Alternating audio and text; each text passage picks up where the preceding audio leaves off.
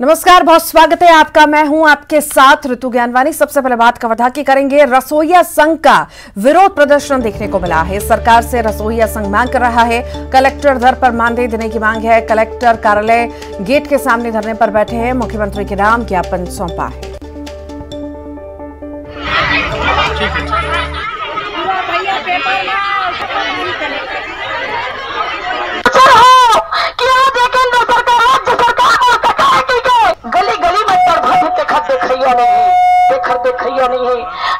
केंद्र सरकार कि हमला मध्याह्न भोजन रसोइया संघ के निमित्त करना चाहिए।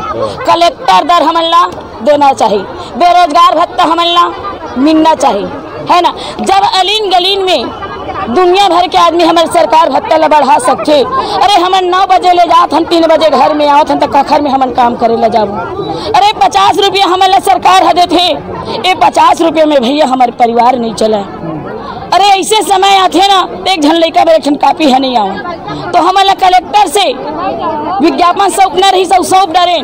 और यही हमारे जो विज्ञापन रही से हमारे केंद्र सरकार राज्य सरकार दे जाए, ताकि हमारे बेरोजगार ला हमार जन वेतन मान दे हवे, एला आगे बढ़ावे।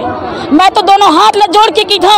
अरे आप छत्तीसगढ़ में है ना, छत्तीसगढ़ में 85,000 रसोइया हन। जब बेरोजगार भत्ता 2500 दे सकता तो रसोइया मतलब भी तोला देना चाहिए। गली गली में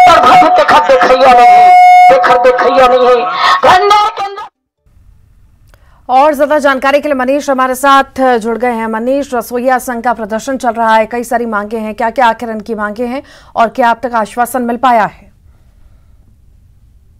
जिस तरह से बजट में मुख्यमंत्री ने 300 रुपये बढ़ाने की घोषणा की थी, उसी दिन से उनके द्वारा जो है नाराजगी व्यक्त की जा रही थी कि इतने महंगाई के समय में 50 रुपया जो उनका रोजी था उसमें महज बढ़ाकर 300 रुपये बढ़ाया गया था। 1800 में उनका किसी तरह से कोई खर्च नहीं चल पाना, बच्चों की पढ़ाई पूरी नहीं हो पाएगी और कई तरह की जो समस्याएं उनके द्वारा बताई जा रही थी। और उनका कहना था कि कलेक्टर दर से कम उन्हें स्वीकार नहीं है। जब तक कलेक्टर दर में उनके जो मानदेय है वो नहीं हो जाता, तब तक वो हड़ताल प्रदर्शन और इस तरह के आयोजन करते रहेंगे। अभी जिला स्तर पर इस तरह के आयोजन किए, उसके बाद जो है राजधानी में एक बड़े आंदोलन की तैयारी रसोइया संघ के द्वारा की जा रही है। उनका साफ तौर पर यही कहना है कि उनके जो मांग है वो एक सूची मांग है, जिसमें रसोइया को मानदेय जो है कलेक्टर दर पर मिलना चाहिए और जब तक नहीं मिलेगा तब तक वो हड़ताल पर रहने की बात कही गई है उनके द्वारा। ठीक, बहुत बहुत शुक्रिया जानकारी को साझा करने के लिए मनीष। धमतरी से बड़ी खबर की बात करते हैं। अर्जुनी गांव में सड़क हादसा हुआ है। यात्री बस पलटने से कई लोग घायल हुए। सड़क चौड़ीकरण के लिए गड्ढे खोदे गए हैं और उसी में बस गिरी है। धमतरी से रायपुर के बीच चलने वाली बस दुर्घटना का शिकार हुई है। सभी घायलों को जिला अस्पताल में भर्ती करा दिया गया है। अर्जुनी गांव में सड़क हादसा हुआ, ये तस्वीरें इस वक्त आप देख रहे हैं। यात्री बस पलटने से कई लोग घायल हुए हैं।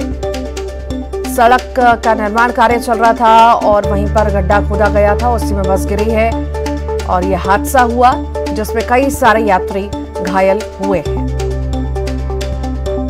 और ज्यादा जानकारी के लिए अभिषेक पांडे हमारे साथ जुड़ गए हैं। अभिषेक, हादसा हुआ है, बस हादसे का शिकार हुई है, यात्री कई सारे घायल हैं, कैसी उनकी हालत है और कैसे हादसा हो गया? ऋतु, ये हादसा हुआ है बस के स्टीयरिंग फेल होने के कारण।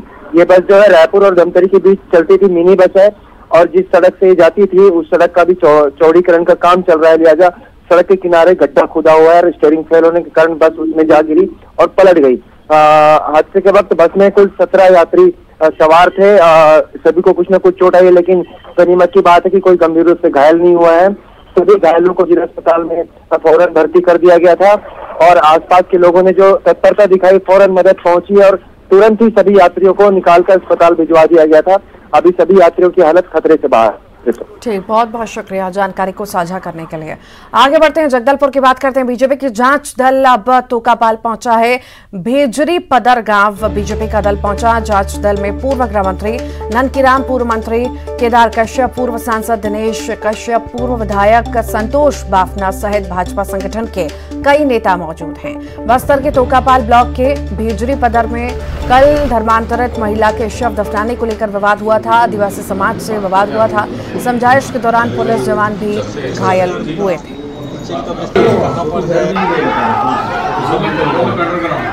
भेजरी पदर में जिस तरीके से एक विशेष समुदाय विशेष के माध्यम से लगातार बस्तर के क्षेत्र में जो हिंसक घटनाएं घट रही है और जिसके कारण से हमारे आदिवासी समाज में भारी असंतोष व्याप्त है और लोग आज यहाँ पर उस बात को लेकर के लगातार यहाँ पर एकत्रित हुए हैं। उनके साथ में मारपीट की जा रही है, यहाँ तक कि आम लोगों के साथ पुलिस के जवानों के साथ में, पुलिस के अधिकारियों के साथ में मारपीट की जा रही है। लेकिन सरकार के दबाव में आकर के यहाँ पर किसी भी तरीके से कोई कार्रवाई इन जो समुदाय विशेष के खिलाफ में जो ईसाई मिस्त्री के लोग हैं, अवैध धर्मांतरण करने वाले लोग हैं, उनके खिलाफ में कोई कार्रवाई नहीं हो रही है। वो कार्रवाई हो, इस बात को लेकर के यहाँ के लोगों की मांग है।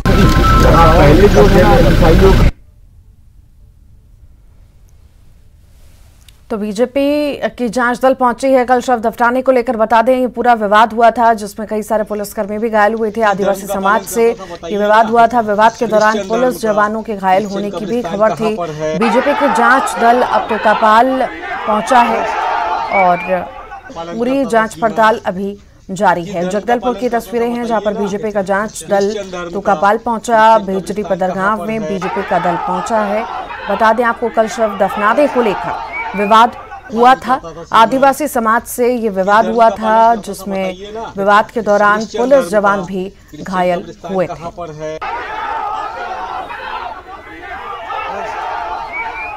पालन करता था श्रीमान, किस धर्म का पालन करता था बताइए ना? क्रिश्चियन धर्म का।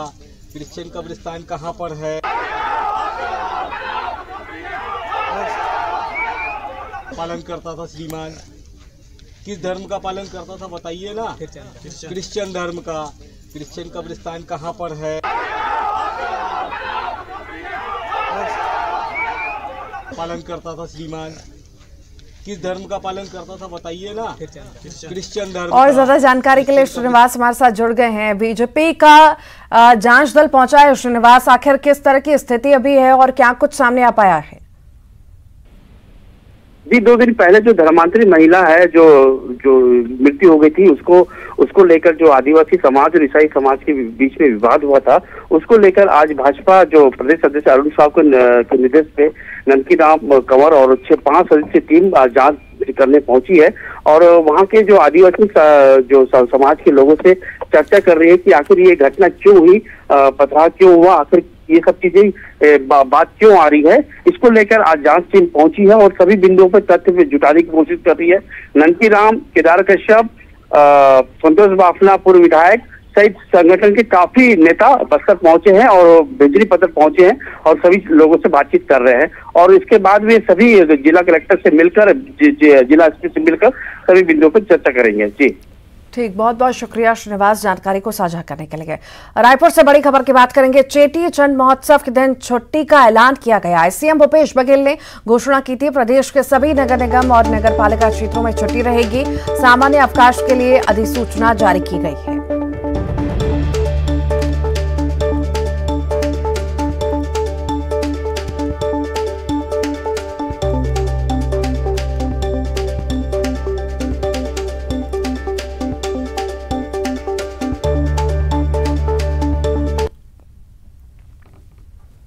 रायपुर से बड़ी खबर है। रायपुर नगर निगम का बजट पेश हुआ है। मेयर एजाज ढेबर ने पेश किया ये बजट। 1607 करोड़ 99 लाख 76 हजार का बजट पेश हुआ है। 235 करोड़ 58 लाख रुपए का राजस्व वसूली का लक्ष्य है।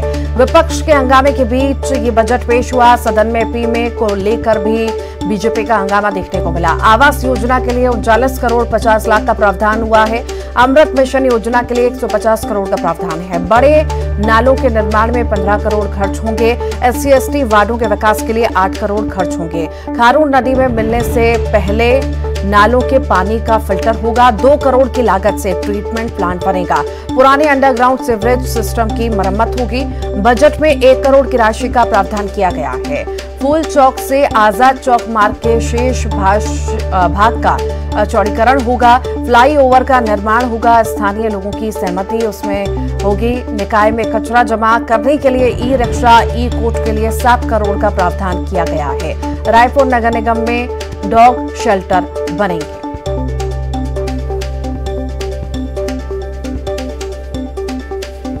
लगभग सभी चीज खास रही है। आप देखोगे कि बजट इस बार कुछ नए तरीके से पेश किया गया।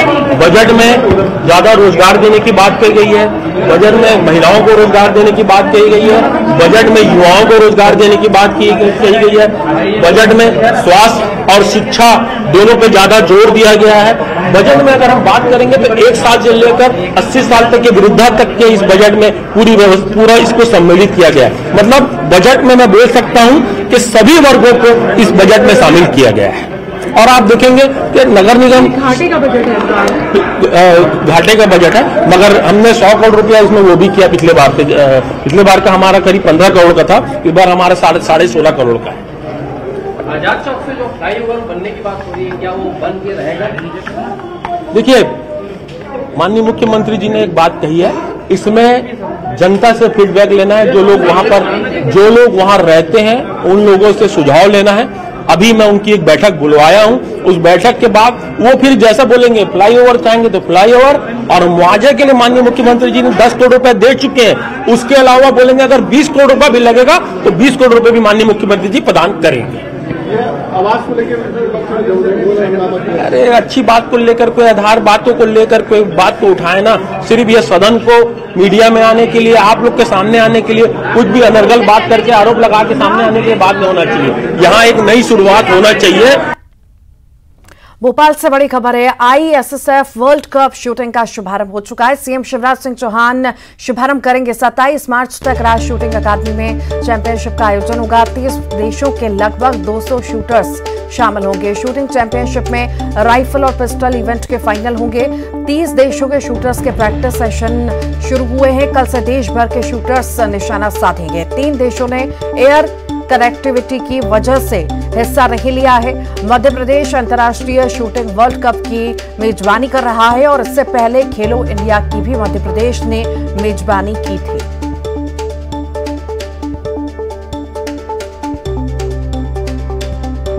अंतर्राष्ट्रीय शूटिंग चैंपियनशिप का आयोजन राजधानी भोपाल में हो रहा है। मध्य प्रदेश इसकी मेजबानी करने जा रहा है। ISSF शूटिंग वर्ल्ड कप, जिसमें राइफल और पिस्टल के तमाम जो देश भर के खिलाड़ी हैं वो राजधानी भोपाल में पहुंचे हैं और यहां पर 10 मीटर, 25 मीटर, 50 मीटर के फाइनल रेंज के जो कंपटीशन है वो शूटिंग एकेडमी में जो कि बिसनखेड़ी में है वहां पर होंगे। और इसको लेकर तमाम तैयारियां मध्य प्रदेश खेल विभाग की तरफ से कर ली गई हैं और इसमें राइफल और पिस्टल के सभी इवेंट यहां पर होने जा रहे हैं। और इसके लिए 10 मीटर, 25 मीटर और 50 मीटर के राइफल रेंज में सबसे ज्यादा आधुनिक स्कोर बोर्ड और टारगेट स्थापित किए गए हैं। और इस चैंपियनशिप में, अंतर्राष्ट्रीय शूटिंग चैंपियनशिप में 30 देश शामिल हुए हैं। हालांकि 3 देश हैं जो कि इस शूटिंग कंपटीशन से बाहर हो गए हैं, जिन्होंने इस चैंपियनशिप में, अंतर्राष्ट्रीय शूटिंग चैंपियनशिप में हिस्सा नहीं लिया है।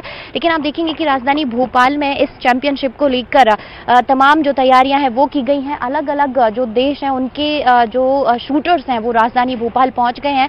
ट्रेनिंग जो कंपटीशन होने से पहले जो प्रैक्टिस सेशन है उसकी शुरुआत हो गई है। मेन गेट से यहां तक आने के लिए हर तरह की जो सुविधाएं हैं खिलाड़ियों को, कोचेस को, वो दी गई है। और इसमें कोचेस के साथ साथ खिलाड़ियों के साथ साथ जो तकनीकी ऑफिशियल्स हैं वो भी इसमें हिस्सा ले रहे हैं। और मुख्यमंत्री शिवराज सिंह चौहान अंतर्राष्ट्रीय shooting championship ISSF shooting world cup का शुभारंभ करने जा रहे हैं। खिलाड़ियों से संवाद भी करेंगे और मध्य प्रदेश में लगातार एक से बढ़कर एक इवेंट हुए हैं। कुछ दिनों पहले मध्य प्रदेश ने खेलो इंडिया की मेजबानी की और अब ISSF शूटिंग वर्ल्ड कप की मेजबानी मध्य प्रदेश करने जा रहा है। कैमरामैन संजय नामदेव के साथ Ranjana Dubey, news 18 Bhopal. News 18 network पर हम राइजिंग इंडिया के तीसरे एडिशन के अनाउंसमेंट